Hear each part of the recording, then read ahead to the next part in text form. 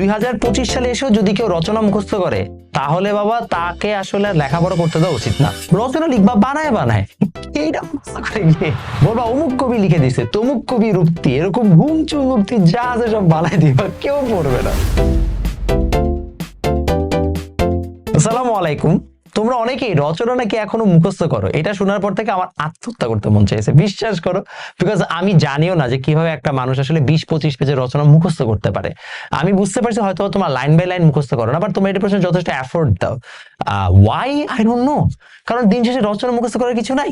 ঘুরাই ফিরাই দেয়ার আর 10 to 12 রচনা যেগুলাই কিনা বারবার আসে, এবং এগুলো তুমি যদি একবার পড়ে ফেলো তাহলে তোমার জন্য কাজটা ডান। আমি জীবনে রচনা মুখস্থ করি নাই, এবং আমি রচনা মুখস্থ না করে আল্লাহর রহমতে কিন্তু ঠিকই A+ পেয়ে আসছি। এবং আমি বানায় বানায় 20-25 পেজ 30 পেজ আরো জানি কত কত পেজ লিখছি, আমার এক্স্যাক্টলি মনে নাই, বাট লিখছি আর কি, অনেক বানায় বানায় লিখছি। তো কিভাবে রচনা বা প্যারাগ্রাফ এগুলো তুমি বানায় লিখতে পারো, এটাই হচ্ছে ভিডিওতে আলোচনা করব। অনেকে তোমরা জানো কিভাবে কি করতে হবে, তারপর আমার ভিডিওটা দেখো, আই গেস তোমাদের যথেষ্ট একটু আমি উপকার করতে পারবো। প্রথমত আমরা দেখি যে আসলে কি কি রচনা আসতে পারে, মানে হাউ মেনি টাইপস অফ রচনা আর দেয়ার। একটাকে আমি বলি বিজ্ঞান ক্যাটাগরি, ঠিক আছে? বিজ্ঞান ক্যাটাগরির মধ্যে একটা আছে মানব জীবনে বিজ্ঞান, তারপরে আছে কি কৃষিতে বিজ্ঞান, মানব জীবনে বিজ্ঞান, দৈনন্দিন জীবনে বিজ্ঞান, তারপর আছে কৃষিতে বিজ্ঞান, চিকিৎসায় বিজ্ঞান, চিকিৎসাটা আসে না, এগুলাই ঘুরে ফিরে আসে। সো এই টাইপের কয়েকটা বিজ্ঞান, যে হচ্ছে যে আমাদের কোন একটা স্পেসিফিক সেক্টরের বিজ্ঞানের কথা বলবে, অথবা মানব জীবনে দৈনন্দিন জীবনে বিজ্ঞানের মতো একটা তোমাকে ভাস্ট হচ্ছে যে টপিক দিয়ে রাখবে। এটা একটা আমাদের রচনার টপিক। আরেকটা হচ্ছে এটাকে আমরা বলি কোয়ালিটি বেসড, যেমন নিয়মানুবর্তিতা।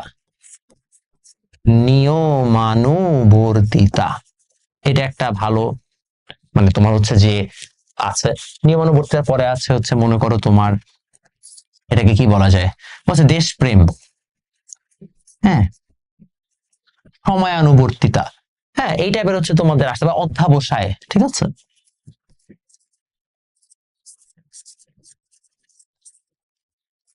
এই টাইপের যদি তোমার কোন ধরনের রচনা আসে, এই রচনার পাশাপাশি কোয়ালিটি বেসড রচনার পরে তোমার আসতে পারে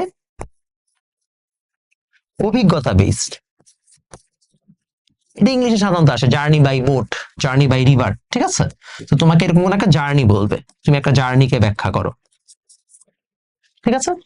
দেন তোমার আসবে হচ্ছে যে আবার ওয়েদার ভিত্তিক বা ক্লাইমেট বেসড।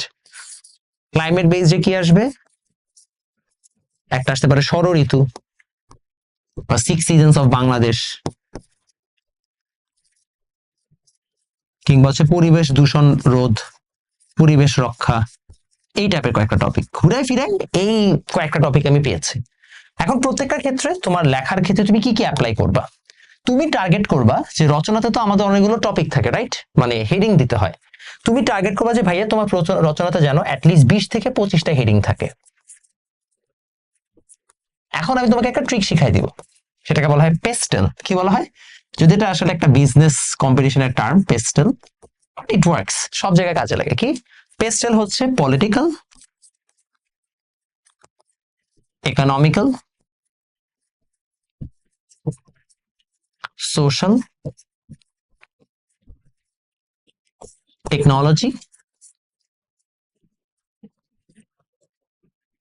আর ল। এই দিয়ে যে কি বোঝায় আমি ভুলে গেছি, আমার ইঞ্জিনিয়ারিং বোঝায়, সরি এনভায়রনমেন্ট বোঝায়, রাইট? এনভায়রনমেন্ট।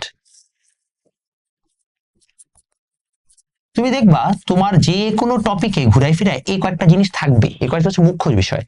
যেমন পরিবেশ রক্ষার সাথে পলিটিক্যালের একটা বড় সম্পর্ক আছে, রাইট? যে তোমার পলিসি লাগবে গভর্নমেন্টের পক্ষ থেকে, পরিবেশ দূষণ আইন লাগবে, পরিবেশ অধিদপ্তরের কাজ লাগবে, বন বিভাগের কাজ লাগবে, এটসেট্রা। তো দেখো এখানে কিন্তু একটা পলিটিক্যাল পয়েন্ট থেকে অনেকগুলো পয়েন্ট বের হলো।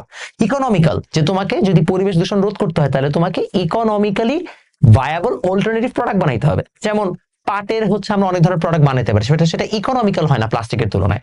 সো প্লাস্টিকের তুলনায় ইকোনমিক্যাল প্রোডাক্ট কিভাবে বানাবো, বাঁশ দিয়ে কিংবা অন্যান্য জিনিসপত্র দিয়ে, সেটা তোমাকে চিন্তা করতে হবে। পেপার স্ট্র, তারপর আছে সোশ্যাল, সামাজিক কি কি হচ্ছে যে ইম্প্যাক্ট আছে, যে আমি সামাজিক ভাবে কিভাবে হচ্ছে যে সচেতনতা বাড়াইতে পারি, তখন কি স্কুল কলেজ ইনস্টিটিউশন সামাজিক, তারপর হচ্ছে যে ধর্ম, ধর্মীয় প্রতিষ্ঠান এটসেট্রা চলে আসবে।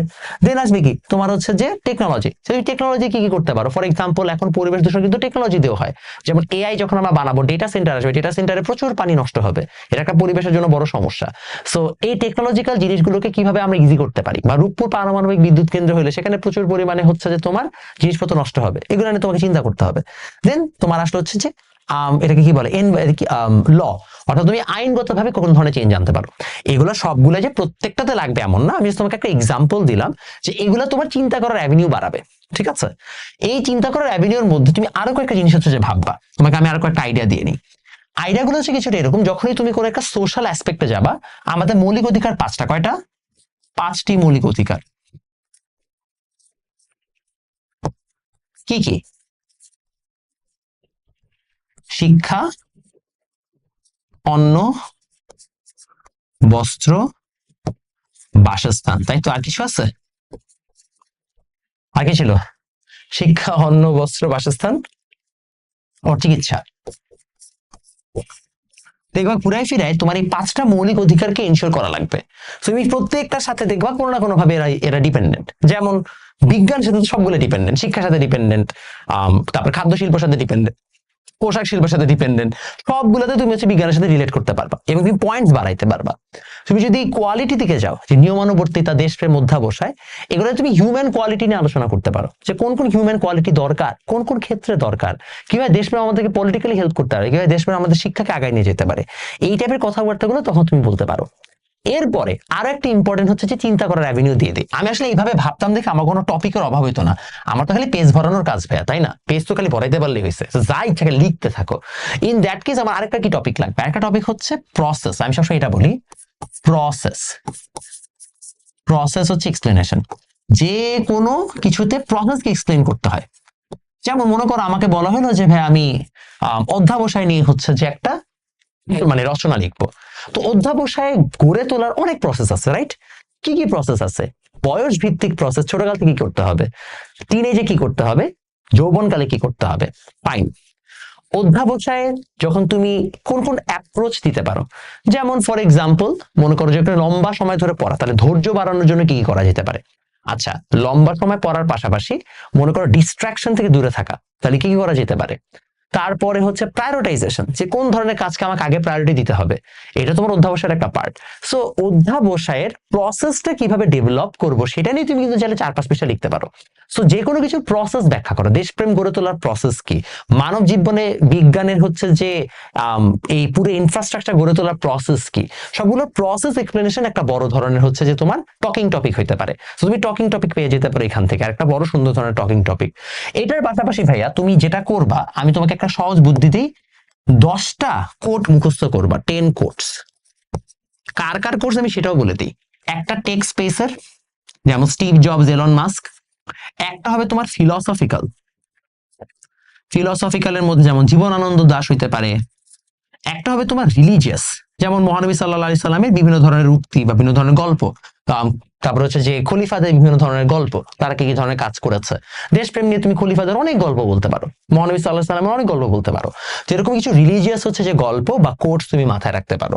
এটার পাশাপাশি এনভায়রনমেন্ট নিয়ে বিভিন্ন ধরনের কোটস, গণদানে পুষে ভরা আমাদের এই বসুন্ধরা, অনেক কিছু লিখবা, ঠিক আছে? এনভায়রনমেন্টের পরে তোমার হচ্ছে অর্থনীতি নিয়ে পোস্ট, অর্থনীতি অমর্ত্য সেন কি বলেছে, ইমানুয়েল কান্ট কি বলেছে, এই টাইপের বেশ কিছু হচ্ছে যে আইডিয়া। দেন পলিটিক্যাল বিভিন্ন ধরনের হচ্ছে যে কোট, এরকম 10 ধরনের তুমি 10টা কোট মুখস্থ রাখবা। এই কোটগুলো তুমি ধুমধাম যে কোনো জায়গায় ইউজ করবা যখনই যেটা লাগবে। আর কবিতা তুমি যেহেতু ফার্স্ট পেপার পরে সেকেন্ড পেপার পড়বা, মানে পরীক্ষা দিবা, তোমার কবিতা মনেই থাকবে, এখান থেকে কোনো একটা কবিতা দিয়ে দিও, আলাদা করে কবিতা মুখস্থ করার কোনো দরকার নেই। আননেসেসারিলি তুমি ন্যাচারালি হচ্ছে কবিতার প্রতি অনেক এনথুসিয়াস্টিক থাকো। তোমাকে আশা করি আমি অনেক হেল্প করতে পারলাম এই ভিডিওতে টকিং টপিকস গুলো দিয়ে, যে তুমি কিভাবে একটা রচনাতে টকিং টপিকস বাড়াইতে পারো। আমার সাজেশন, যে কোনো একটা রচনা অবশ্যই তুমি পরীক্ষার আগে 4টা ক্যাটাগরি থেকে 4টা হচ্ছে যে রচনাকে টার্গেট করবা, কারণ সাধারণত একই ক্যাটাগরি থেকে রচনা খুব কম দেয়। তারপরে ক্যাটাগরি থেকে একটা করে রচনা টার্গেট করে তুমি সেটাকে একবার রিডিং পড়ে যাবা, যেন তুমি হচ্ছে যে অ্যাটলিস্ট জানো যে কি কি জিনিসপত্র আছে। কারণ তোমার যদি মাথায় কন্টেন্ট না থাকে তুমি লিখতে পারবা না। জানা থাকলে দেন বাকিটুকু তুমি এবার যা মনে চাহে লিখে যাবা, শেষ। ঠিক আছে? এবং পার পেজে 12টা লাইন লিখলে তোমার জন্য সেটা ইনাফ। 12টা লাইন লিখলে মানে মোটামুটি স্যারের কাছে মনে হচ্ছে তুমি পেজটা ভরে লিখছে এবং পেজে অযথা অনেক ফাঁকা দাও নাই। কারণ তুমি অযথা অনেক ফাঁকা দিলে স্যার তখন বিরক্ত হয়, স্যার ভাবে যে পেজ ভরানোর জন্য বেশি বেশি করে মানে আমাকে বোঝানোর চেষ্টা করতেছে। ওটা করো না। স্যার তোমাকে রচনা তো অবশ্যই পেজ দেখেই মার্কস দিবে, প্যারাগ্রাফে ওইভাবেই মার্কস দিবে। যেটাই দেখ না কেন টকিং টপিকস গুলো জানা থাকলে আশা করি তুমি বানায় অনেকটুকু লিখতে পারবা। আর তোমরা যদি কেউ এমনি হচ্ছে যে নর্মালি তোমাদের অবজেক্টিভ প্র্যাকটিস করতে চাও, তোমরা স্মার্ট শয় অ্যাপটা ডাউনলোড করে ফেলতে পারো। আর প্রতিজ্ঞা ইউটিউব চ্যানেলটা সাবস্ক্রাইব করে রাখো, সেখানে কিন্তু আমরা এসএসসি এবং এইচএসসির জন্য অনেক ফ্রি ক্লাস দিচ্ছি। আশা করি তোমাদের অনেক উপকার হবে।